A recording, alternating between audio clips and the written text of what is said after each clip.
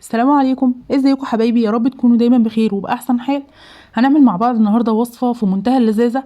هنعمل مع بعض النهارده فطير حلو قوي كده، سهل وبسيط ومش بياخد منك وقت خالص.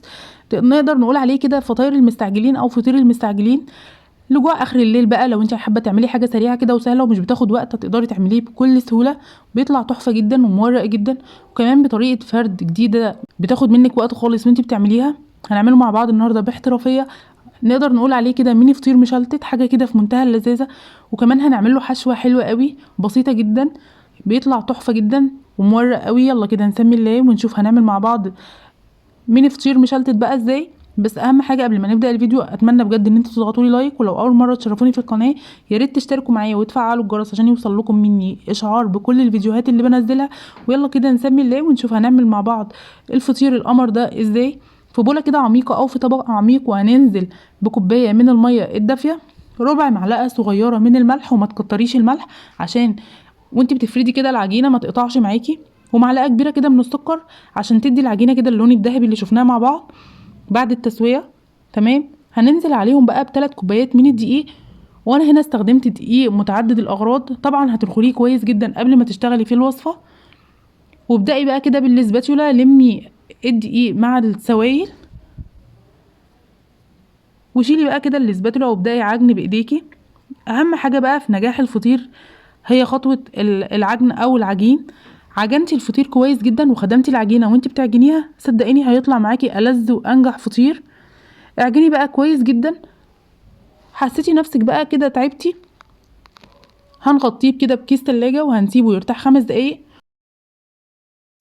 وبعد ما تسيبي العجينه كده ترتاح 5 دقايق، هتحسي بفرق كبير قوي وانتي بتعجنيها للمره التانية. هتحسي العجينه بقت ناعمه كده ومرنه وسلسه في ايديكي، ومش بتتعبك بقى زي الاول. ما شاء الله العجينه بقت ناعمه جدا. نغطيها ونسيبها ترتاح 5 دقايق كده قبل ما نقطعها. وطبعا حجم الفطاير كده على حسب ما حضرتك تحبيه. انا هنا عملت الفطاير على حسب على قد كده الليمونه الكبيره. تمام. حاولي على قد ما تقدري بقى تخلي كل حجم الفطاير حجمها واحد، علشان طبعا التسويه تكون مظبوطه وعلشان يكون شكلها كده متناسق. الموضوع سهل جدا. هو الفطير ظبطتي عجينته، ظبطتي سبتيه يرتاح شويه، هيبقى معاكي تحفه بامر الله.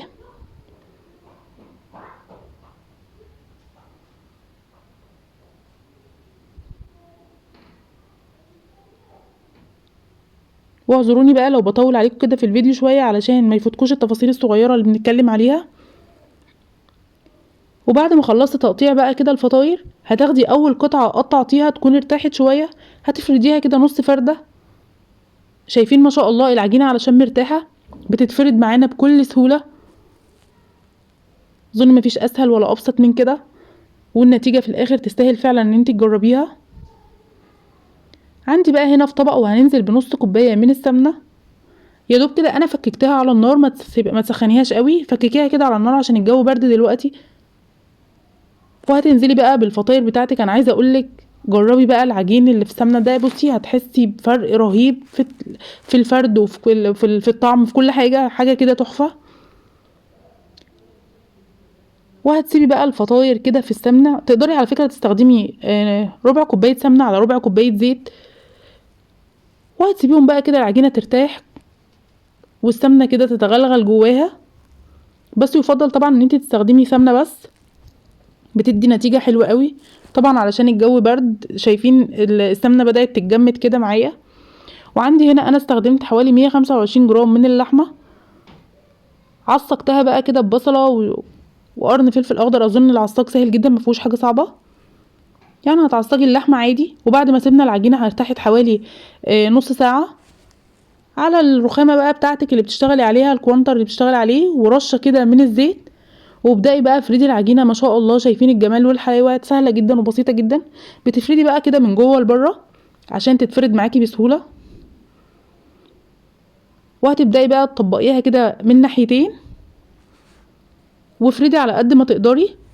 وانا دلوقتي باخد من السمنه اللي في الطبق اللي حاطه عليها اللي حاطه فيها الفطاير، وبعدين في الاخر كده بطبقها ظرف واعملها كده دايره، ونسيبها بقى ترتاح للمره التانية. يلا نفرد مع بعض كده واحده تانية، اوريكم قد ايه الموضوع سهل جدا وبسيط. بتفردي العجينه بقى من جوه لبره، وبتاخدي ايدك بايدك كده من السمنه اللي حاطين فيها العجينه في الطبق. وطبعا كل ما رقيتي العجينه او خففتيها طبعا بتديكي طبقات اخف وبتكون حلوه جدا.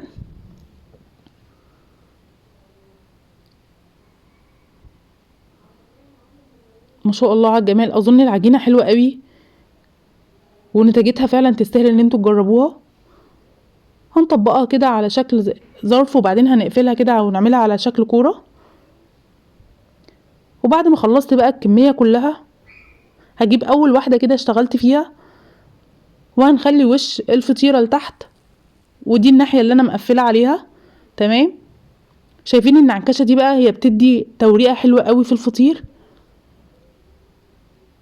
ومعلقه كده من عصاج اللحمه. على فكره تقدري تستخدمي اي نوع حشو، نوع حشوه انت حباه. تقدري تستخدمي جبنه، تقدري تستخدمي بسطرمه، اي نوع حشوه حابه تعمليها ساده ويبقى ميني فطير مشلتت كده، بيبقى حاجه تحفه ما شاء الله. اظن مفيش اسهل ولا ابسط من كده. هتجيبي الفطيره وهتقلبيها، تخلي الوش تحت